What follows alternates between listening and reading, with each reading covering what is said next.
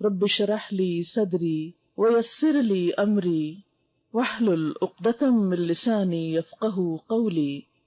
دنیا میں اس وقت ہم دیکھتے ہیں کہ دو طرح کے نظریے بہت عام ہیں، مرد اور عورت کا جو باہم تعلق ہے۔ اس سلسلے میں ایک نظریہ تو یہ ہے کہ اسے بغیر کسی قانون، بغیر کسی پابندی اور بغیر کسی بندش کے ہونا چاہیے، جو عموماً مغرب کا جدید نظریہ ہے اور جس کا دوسرا نام آزادی سبسکرائب کیجیے ہمارا چینل اور دبائیے اس بیل آئیکن کو تاکہ آپ کو ریگولر نوٹیفیکیشنز اور اپڈیٹس مل سکیں۔ رکھا گیا ہے۔ اس سلسلے میں دوسری انتہا یہ ہے کہ بعض ادیان میں شادی نہ کرنا اور مرد اور عورت کا ایک دوسرے سے مستقل طور پر الگ رہنا، اسے عبادت سمجھا گیا ہے، لیکن اسلام میں نہ پہلی صورت روا ہے اور نہ دوسری صورت۔ نہ تو اسلام یہ کہتا ہے کہ بغیر کسی پابندی کے، بغیر کسی ذمہ داری کے مرد اور عورت کا تعلق ہو، اور نہ ہی یہ چاہتا ہے کہ وہ ان دونوں کے درمیان ایسا کوئی تعلق ہو ہی نہ، کیونکہ یہ بھی ایک بالکل غیر فطری بات ہے۔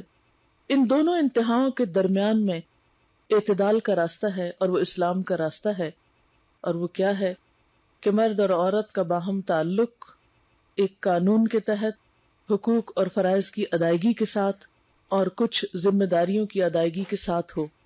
پہلے نظریے کو اگر ہم دیکھیں کہ مرد اور عورت کے درمیان کوئی قانونی معاہدہ نہ ہو اور اس کے بغیر دونوں ایک دوسرے کے ساتھ رہے، جب تک دل چاہے ساتھ رہے، اور جب دل بھر جائے وہ ایک دوسرے کو چھوڑ جائیں، یہ طریقہ انسانیت کا طریقہ نہیں ہے۔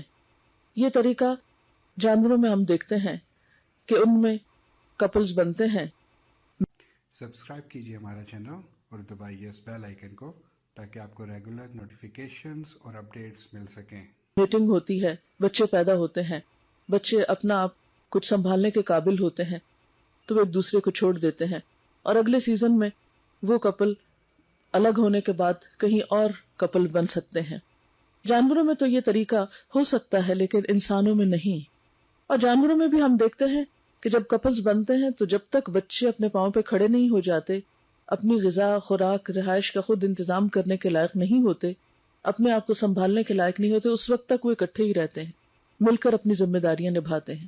لیکن انسانوں میں بسا اوقات آزادی کے نام پر ایسی صورتحال دیکھنے میں آئی ہے کہ عموماً سارے کا سارا بوجھ عورت کے سر پہ ڈال دیا جاتا ہے، وہی بچے کو پیدا کرے، وہی جنم دے، وہی اس کی جدائی پھر برداشت کرے کہ اسے کہیں کسی جھولے میں چھوڑ آئے یا اپنے پاؤں پہ جس طرح چاہے کلہاڑی مارے۔ لیکن اسلام اس چیز کا سخت مخالف ہے۔ نکاح کے مقابلے میں ایسی صورتحال سفاح یا زنا کہلاتی ہے۔ زنا اسلام میں حرام ہے، کبیرہ گناہوں میں سے ایک گناہ ہے۔ کیوں؟ اس لیے کہ نکاح کے بغیر جو تعلق باہم وجود میں آتا ہے اس میں کوئی بھی دوسرے کی پوری طرح ذمہ داری قبول نہیں کرتا۔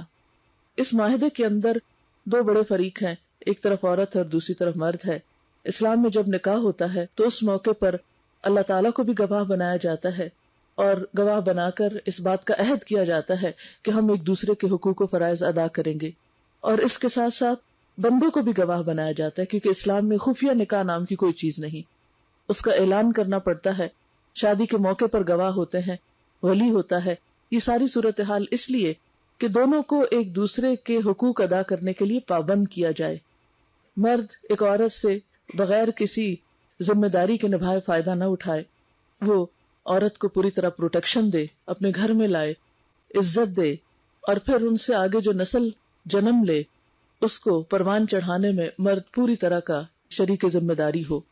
یہ نہیں کہ بچہ پیدا ہونے کے بعد عورت سنگل پیرنٹ کے نام سے ساری مصیبت جھیلتی رہے۔ اور اس میں دونوں کو ایک دوسرے کے حقوق ادا کرنے کے لیے بہت طرح پابند بھی کیا گیا۔ ہاں، ان سارے احکامات اور ہدایات کے باوجود اگر کوئی ان ذمہ داریوں کو نہیں نبھائے تو قیامت کے دن، جیسا کہ آپ سب جانتے ہیں، کہ اللہ تعالیٰ اپنے حقوق کی کمی بیشی کو تو معاف کر دیں گے، لیکن بندوں کا حق اگر کسی نے نہیں دیا، حقوق العباد میں کوئی کوتاہی کی، ایک دوسرے پر اگر کوئی زیادتی کی، ایک دوسرے کے ساتھ بے وفائی کی، یا ایک دوسرے پر ظلم و ستم ڈھایا، یا دوسرے کی ذمہ داری پوری نہیں کی، یا اس کو کسی بھی طرح ستایا، تو یہ وہ تمام باتیں ہیں کہ جن کا پورا پورا حساب اللہ کی عدالت میں ہوگا۔